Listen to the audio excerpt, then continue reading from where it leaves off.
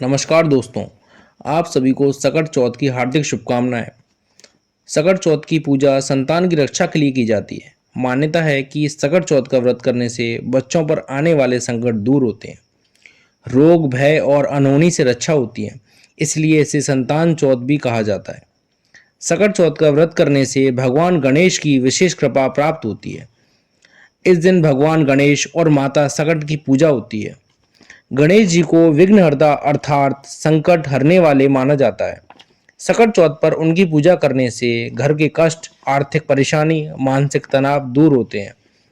तो आइए हम सकट चौथ व्रत की पूजा विधि जानकर कथा श्रवण करते हैं।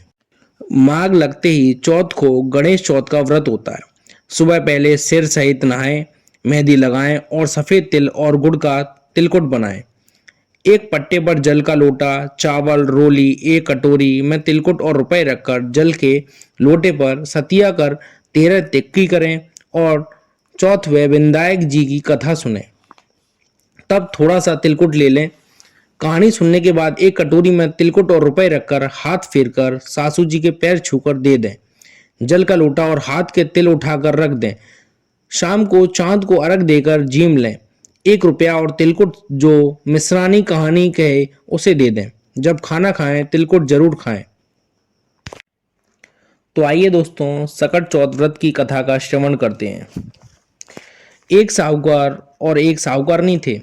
वे धर्म पुण्य को नहीं मानते थे, जिसके कारण उनके बच्चा नहीं हुआ। एक पड़ोसन सकट चौथ की कहानी सुन रही थी। तब साहूकारनी उसके पास जाकर बोली, तुम क्या कर रही हो? तब वह बोली कि आज चौथ का व्रत है, इसलिए कहानी सुन रही हूँ। तो साहूकारनी बोली कि चौथ का व्रत करने से क्या होता है? तब वह बोली कि अन्न धन सुहाग हो, बेटा हो।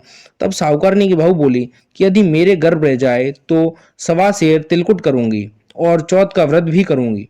उसके गर्भ रह गया तो वह बोली कि मेरे लड़के हो जाएं तो मैं 2.5 सेर का तिलकुट करूंगी। उसके लड़का भी हो गया तो वह बोली कि हे चौथ माता, मेरे बेटे का विवाह हो जाएगा तो 1.25 सेर का तिलकुट करूंगी।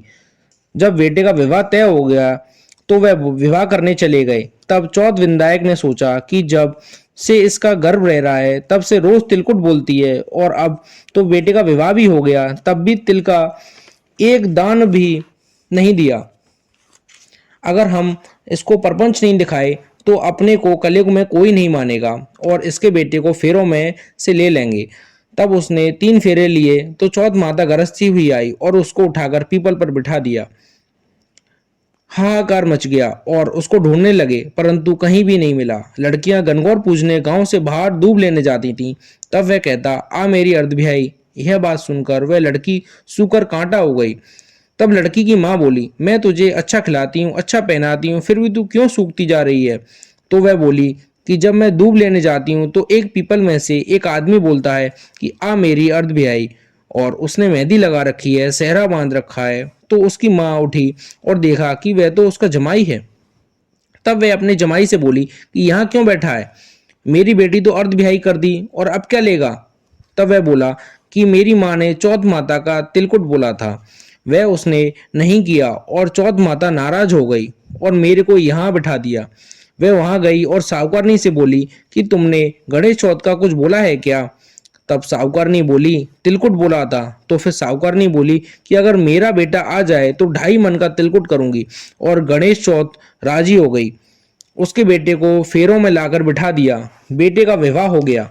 तब उन लोगों ने 2.5 मन का तिलकुट कर दिया और बोली कि हे चौथ माता, तेरे आशीर्वाद से मेरे बेटे बहू घर आए हैं, जिससे मैं हमेशा तिलकुट करके व्रत करूंगी।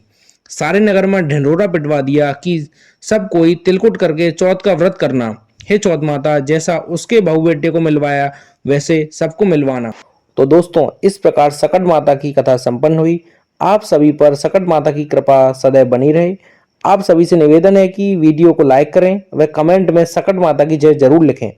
इसी प्रकार अन्य धार्मिक कथाएं व पूजन विधि जानने के लिए चैनल को सब्सक्राइब अवश्य करें। धन्यवाद।